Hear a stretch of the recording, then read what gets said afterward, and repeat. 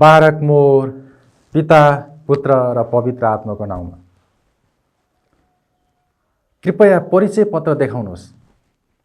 के हामीले कैयौँपल्ट school, company, airport, bank र अरू यस्ता दर्जनौँ ठाउँमा यस्तो अनुरोध गरेको सुनेका छौँ? वर्तमान संसारमा परिचयको प्रमाण अब नभई नहुने कुरा भएको छ। जिउनका निम्ति यो अस्थायी संसारसित व्यवहार गर्दा हाम्रो परिचयको प्रमाण दिनु जरुरी हुन्छ भने हाम्रो अनन्तताका सम्बन्धमा कुरा गर्दा झन् यो कति धेरै जरुरी हुन्छ होला। यहाँ हामी सर्वशक्तिमान परमेश्वरको चर्चको बारेमा कुरा गर्दैछौँ। परमेश्वर आफै चर्चको संस्थापक हुनुहुन्छ। अनि साँचो चर्चका चिन्हहरू के हुन् त? यसबारे परमेश्वरको वचनले धेरै कुरा स्पष्ट पारेको छ। चर्चका निम्ति प्रयोग गरिएको मूल ग्रीक शब्द एक्लेसिया हो। यसको अर्थ बोलाइएका मानिसहरू भन्ने हुन्छ। पुरानो करारमा परमेश्वरका मानिस अर्थात् इजरायलीहरूलाई परमेश्वरको योजना पूरा गर्नका निम्ति बोलाइएको थियो। नयाँ करारमा परमेश्वरका मानिसहरू भएर स्वर्गको राज्यका निम्ति उहाँको अनन्त योजना पूरा गर्न चर्चलाई यस संसारबाट बोलाइएको छ। पवित्र धर्मशास्त्र बाइबलमा चर्चलाई ख्रिस्टको देह वा शरीर, ख्रिस्टको दुलही, जीवित मन्दिर अनि सत्यको खामो र आड भनिएको छ। आजको संसारमा 45,000 भन्दा धेरै क्रिस्चियन सम्प्रदाय छन्। ती सबैले आफैलाई साँचो चर्चका रूपमा दाबी गर्दछन्। पवित्र धर्मशास्त्र बाइबल र पवित्र प्रेरित तथा चर्च फादरहरूका शिक्षाका आधारमा कुन चर्च साँचो वा सक्कली हो भनेर हामीले कसरी जान्ने? चर्चको प्रारम्भदेखि नै मानिसहरूले यो प्रश्न सोध्ने गर्थे। यसकारण यस प्रश्नको जवाफका लागि नाइसिया विश्वासको सार एउटा महत्त्वपूर्ण दस्तावेज हो। सक्कली र नक्कली सुन छुट्याउने कसी पत्थर भए जस्तै साँचो र झुटो चर्च छुट्याउने दस्तावेज नाइसिया विश्वासको सार नै हो। साँचो चर्चको शुद्धतालाई निर्धारण गर्ने माध्यमको रूपमा विश्वव्यापी अर्थोडक्स चर्चले यसलाई स्वीकार गरेको छ। नाइसिया विश्वासको सारमा चर्चलाई यस प्रकारले वर्णन गरिएको छ। हामी विश्वास गर्दछौँ एक पवित्र, विश्वव्यापी र प्रेरितीय चर्चमाथि। यहाँ एक पवित्र, विश्वव्यापी र प्रेरितीय भनेर 4वटा विशेषण शब्द प्रयोग भएको छ। यी 4 विशेषण शब्दले हामीलाई बाइबलीय र ऐतिहासिक चर्चका मुख्य र सम्झौता गर्न नसकिने 4 चिन्ह वा विशेषताका बारेमा बताउँदछन्। साँचो चर्चको पहिलो चिन्ह हो एक चर्च। कुनै समय र ठाउँको छेकबार बिना दृश्य र अदृश्य चर्च एउटै छ। पिता, पुत्र र पवित्र आत्मामा परमेश्वर एक हुनुहुन्छ अनि प्रभु यीशु ख्रीष्ट मानव जातिका एक मात्र उद्धारकर्ता हुनुहुन्छ। मानव जातिले उद्धार पाउनका निम्ति अरू कुनै माध्यम छैन। यदि तिनीहरूले परमेश्वरको नियम अनुरूप कार्य गर्दछन् भने उहाँले चाहनुभएको चर्च पनि एक मात्र छ। अनि यो एउटै चर्चको एकता परमेश्वर, ख्रीष्ट र पवित्र आत्मामा निर्भर हुने हुनाले यो कहिले पनि फुट्न सक्दैन। यसैले अर्थोडक्स सिद्धान्त अनुसार चर्च अविभाज्य छ। मानिसहरू चर्चभित्र वा बाहिर हुन सक्छन्, तर तिनीहरूले चर्चलाई विभाजन गर्न सक्दैनन्। अर्थोडक्स शिक्षा अनुसार चर्चको एकता भनेको परमेश्वरको सत्यता र प्रेममा हुने मानिसको स्वतन्त्र एकता हो। यस्तो एकता कुनै मानवीय अधिकार वा न्यायिक शक्तिमा आधारित हुँदैन, तर यो ख्रीष्टद्वारा मात्रै हुन्छ। मानिसहरू परमेश्वरको सत्यता र प्रेममा रहुन्जेल तिनीहरू उहाँको चर्चका सदस्यहरू हुन्छन्। रेभरेन्ड डाक्टर साइमन चानले भन्दछन्, चर्च शुद्ध रूपले एक मात्र छ किनभने यसमा वास गर्नुहुने पवित्र आत्माद्वारा चर्च आफ्नो शिर अर्थात् ख्रीष्टसँग जोडिएको छ। प्रेरितहरूका शिक्षालाई अनुसरण गर्ने र वचनको उदाहरण अनुरूप जीवन बिताउने मानिसहरूका समूह नै ख्रीष्टको चर्चका सदस्यहरू। साँचो चर्चको दोस्रो चिन्ह हो पवित्र चर्च। चर्च पवित्र छ र यो संसारबाट अलग गरिएको छ, किनभने परमेश्वर पवित्र हुनुहुन्छ अनि ख्रीष्ट र पवित्र आत्मा पवित्र हुनुहुन्छ। चर्चको पवित्रता परमेश्वरबाट आउँछ। चर्चका सदस्यहरू परमेश्वरसँगको सङ्गतिमा जति धेरै रहन्छन् त्यति नै तिनीहरू पवित्र हुन्छन्। पाप र गल्तीले परमेश्वरसँगको एकताबाट मानिसहरूलाई अलग गराउँछ र यसरी तिनीहरू ईश्वरीय पवित्रताबाट अलग हुन्छन्। तर क्रिस्चियनहरूले परमेश्वरको आराधना गर्न यस संसारको चर्चभित्र प्रवेश गर्दा येशू ख्रीष्टको नाउँमा आफ्ना पाप स्वीकार गर्छन् र यसरी आफू पवित्र भएर तिनीहरू परमेश्वरको पवित्रतामा सहभागी हुन्छन्। चर्च भनेको येशू ख्रीष्टलाई आफ्नो उद्धारकर्ता भनी स्वीकार गरेर आफ्नो जीवन उहाँलाई सुम्पिएका मानिसहरू। तिनीहरूले पापबाट र संसारका पापमय स्वभावबाट बाहिर निस्कने बोलाहट पाएका हुन्छन् अनि तिनीहरू परमेश्वरको राज्यका निम्ति जिउँछन्। यस संसारमा चर्चले प्रभु येशूको इच्छालाई निरन्तर पूरा गर्दछ, ख्रीष्टलाई आफ्नो शिरको रूपमा स्वीकार गर्दछ। यसैले चर्च यस संसारमा ख्रीष्टको देह हो। चर्चको सिद्धान्त, पवित्र संस्कार, वचन प्रचार र परमेश्वरको आराधनामा क्रिस्चियनहरूको विश्वास र जीवन प्रकट हुन्छ। जब हामी यहाँ पृथ्वीमा परमेश्वरको आराधना गर्दछौँ तब परमेश्वरको सिंहासनको सामुन्ने सदा सर्वदा परमेश्वरको आराधना गर्ने सन्तगण र स्वर्गदूतहरूका फौजसँगै उहाँको अनन्त आराधनामा सहभागी हुने अवसर हामीलाई प्राप्त हुन्छ। साँचो चर्चको तेस्रो चिन्ह हो विश्वव्यापी चर्च।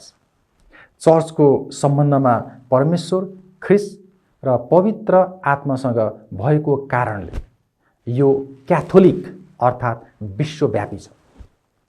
क्याथोलिक शब्दको अर्थ विश्वव्यापी हो र यसले रोमन क्याथोलिक चर्चलाई जनाउँदैन। क्याथोलिक अर्थात् विश्वव्यापी शब्दको अर्थ कुनै पनि कुराको कमी नभएको पुरा र सम्पूर्ण भन्ने हुन्छ। परमेश्वर मात्र सम्पूर्ण र पूर्ण वास्तविकता हुनुहुन्छ। परमेश्वरमा मात्र कुनै पनि कुराको कमी छैन। चर्चलाई विश्वव्यापी वा क्याथोलिक भन्नुको अर्थ यो कस्तो छ भनी परिभाषित गर्नु हो। चर्च संसारमा फैलिएर जानुभन्दा अघिबाटै यसलाई क्याथोलिक अर्थात् विश्वव्यापी भनी परिभाषित गरिएको थियो। प्रेरितहरूले सुरु गरेको यरुसलेमको चर्च होस् वा एन्टिओक, एफिसस, कोरिन्थ वा रोमका सहरहरूमा भएका चर्चहरू सबै क्याथोलिक अर्थात् विश्वव्यापी चर्च नै थिए। ती चर्च पनि आजका सबै साँचो चर्च र विशेष गरी अर्थोडक्स चर्च जस्तै विश्वव्यापी थिए, किनभने ख्रीष्टको साँचो चर्चमा हुनुपर्ने सबै कुरा ती चर्चमा थिए। परमेश्वर आफै ख्रीष्ट र पवित्र आत्माद्वारा प्रत्येक चर्चमा पूर्ण रूपमा प्रकट र उपस्थित हुनुभएको छ र विश्वासीहरूका स्थानीय समुदायमा प्रेरितीय शिक्षा, सेवकाई, ओहदा क्रम र संस्कारहरूद्वारा काम गर्दै हुनुहुन्छ। यसकारण परमेश्वरको यो राज्यमा सहभागी हुनका निम्ति चर्चमा कुनै नयाँ कुरा थप्नु आवश्यक छैन। यसकारण चर्चलाई विश्वव्यापी वा क्याथोलिकको रूपमा विश्वास गर्नु भनेको चर्चमा परमेश्वरको पूर्णता छ र ख्रीष्टले संसारलाई आत्मामा दिनुहुने प्रशस्त जीवनका कुनै कुरा पनि यसमा कमी छैन भन्ने विश्वास व्यक्त गर्नु हो। यूहन्ना 10 अध्यायको 10 पद। यो भनेको चर्च साँच्चै परमेश्वरको पूर्णता हो र उहाँले यसका सबै थोकलाई परिपूर्ण पार्नुहुन्छ भने स्वीकार गर्नु हो। एफिसी 1 अध्यायको 23 र कलसी 2 अध्यायको 10 पद। साँचो चर्चको चौथो चिन्ह हो प्रेरितीय चर्च। चर्चले क्रिस्चियन विश्वासीहरूलाई प्रेरितहरूका समयमा पुर्याउँछ, किनभने प्रेरितहरूका विश्वास, शिक्षा, परम्परा र गवाहीमा चर्चको निर्माण भयो र आजसम्म पनि साँचो चर्चका मूल्य र मान्यताहरूमा यो कुरा निरन्तर रहेको छ। वर्तमान समयको चर्च ऐतिहासिक चर्चको लामो साङ्लोमा जोडिएको छ र यो प्रेरितको पुस्तकमा सुरु भयो। प्रेरितीय उत्तराधिकारद्वारा हाम्रो विश्वास र गवाही निरन्तर जीवित छ। प्रेरितहरूले चर्चका अगुवाहरू नियुक्त गरे र ती अगुवाले फेरि अरू अगुवालाई नियुक्त गरे। यो पवित्र चर्चमा अहिलेसम्म निरन्तर कायम रहेको आधिकारिक ओहदा क्रमको परम्परा हो। यसरी प्रेरितीय उत्तराधिकार आजसम्म जीवित रहेको छ। प्रेरितहरूद्वारा सुम्पिएको अर्थोडक्स विश्वासलाई अनुसरण गर्नेहरूले निरन्तर रूपमा आफ्नो विश्वासलाई पछ्याएका छन् अनि चर्चमा आराधना गर्दा बाइबलको साँचो शिक्षा प्रदान गर्दछन् र ख्रिस्टलाई केन्द्रमा राख्दछन्। नाइसिया विश्वासको सारको प्रयोग, पवित्र धर्मशास्त्रको वाचन, युखारिस्टमा प्रयोग हुने पवित्र तत्त्वहरूको पवित्रीकरण, मानिसहरूका प्रार्थना, पाप स्वीकार, यी सबै कुरा गर्नु प्रेरितहरूका पाइला पछ्याउनु हो। सुरुको चर्चमा यस्तै हुन्थ्यो। अर्थोडक्स क्रिस्चियनहरूले त्रिएक परमेश्वर पिता, पुत्र, येशू ख्रिस्ट र पवित्र आत्मामा विश्वास गर्छन् अनि तिनीहरूले चर्चमाथि पनि विश्वास गर्छन्। चर्चमाथिको विश्वास भनेको क्रिस्चियन विश्वासीहरूको विश्वासको सारको भाग हो। अझ स्पष्ट रूपले भन्नुपर्दा चर्चले चर्चमाथि विश्वास गर्दछ। यो ख्रिस्ट र पवित्र आत्माले दिनुभएको परमेश्वरको राज्यको ईश्वरीय सत्यता हो। चर्च ख्रिस्टले स्थापना गर्नुभएको ईश्वरीय समुदाय हो जसको विरुद्धमा नरकका ढोकाहरू विजय हुने छैनन्। चर्चमाथिको विश्वास क्रिस्चियन सिद्धान्त र जीवनको एउटा महत्त्वपूर्ण तत्त्व हो। ईश्वरीय, रहस्यमय, सांस्कारिक र आत्मिक सत्यता चर्चमा भएन भने यो पतित र पापमय संसारमा परमेश्वरसँग पूर्ण र सिद्ध सङ्गति सम्भव नै हुँदैन। चर्च संसारलाई परमेश्वरले दिनुभएको वरदान हो। चर्चमा उद्धारको ज्ञान र प्रकाश हुन्छ, पापको क्षमा हुन्छ र अन्धकार र मृत्युमाथि विजय हुन्छ। यो ख्रिस्ट र पवित्र आत्माद्वारा परमेश्वरसँग सङ्गति गर्ने वरदान हो। यो वरदान परमेश्वरको तर्फबाट पूर्ण रूपमा एकैपल्टमा सधैँका निम्ति केही पनि बाँकी नराखी दिएको। यो सदा सर्वदा युगको अन्त्यसम्म रहिरहनेछ। यो अजेय र अविनाशी छ। मानिसहरूले पाप गर्लान् र चर्चको विरुद्धमा युद्ध गर्लान्। विश्वासीहरू पतित भएर चर्चबाट निस्केर जालान्। तर चर्च आफै सत्यको खामो र आडो जुन सदा सर्वदा रहिरहन्छ। एफिसी 1 अध्यायको 22देखि 23 पदले भन्दछ, परमेश्वरले सबै कुरा ख्रिस्टको पाउमुनि राखिदिनुभयो र चर्चका निम्ति उहाँलाई नै सबै कुराका शिर बनाइदिनुभयो, जुन चर्च उहाँको शरीर, उहाँको पूर्णता हो र उहाँले नै सबै थोक परिपूर्ण पार्नुहुन्छ।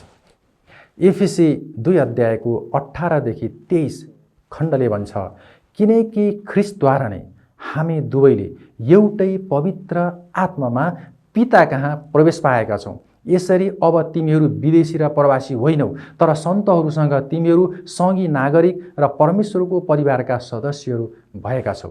त्यो घराना प्रेरितहरू र अगमवक्ताहरूको जगमाथि बसालेर निर्माण भएको छ र ख्रिस्ट यीशु आफै चाहिँ मुख्य पुने ढुङ्गो हुनुहुन्छ। उहाँमा पुरै घर ठिकसँग एकैसाथ जोडिएर प्रभुमा एउटै पवित्र मन्दिर हुनलाई बढ्दै जान्छ अनि पवित्र आत्मामा परमेश्वरको वासस्थान हुनलाई तिमीहरू पनि उहाँमा एकसाथ निर्माण हुँदै जान्छौ। एफिसी 5 अध्यायको 25देखि 32 खण्डमा यस्तो लेखिएको छ, ख्रिस्टले चर्चलाई प्रेम गर्नुभयो र त्यसका निम्ति आफूलाई अर्पण गर्नुभयो, यस हेतुले कि उहाँले त्यसलाई पानीले धोएर वचनद्वारा पवित्र पार्न सकुन् र उहाँले दाग वा चाउरी नभएको अथवा यस्ता कुनै कुरा नभएको तेजस्वी चर्च आफै कहाँ प्रस्तुत गर्न सकुन् र त्यो चाहिँ पवित्र र निष्खोट होस्। यो एउटा गम्भीर रहस्य हो। म ख्रिस्ट अनि चर्चको सम्बन्धमा बोल्दछु। त्यसकारण नाइसिया विश्वासको सारमा चर्चलाई यस प्रकारले वर्णन गरिएको छ, हामी विश्वास गर्दछौँ एक पवित्र, विश्वव्यापी र प्रेरितीय चर्चमाथि। यी 4 विशेषण शब्दले हामीलाई बाइबलीय र ऐतिहासिक चर्चका मुख्य र सम्झौता गर्न नसकिने 4 चिन्हका बारेमा बताउँछन्। 1 पवित्र, विश्वव्यापी र प्रेरितीय चर्च। पवित्र त्रिएक परमेश्वरको आशिष र शान्ति तपाईको जीवनमा रहिरहोस्।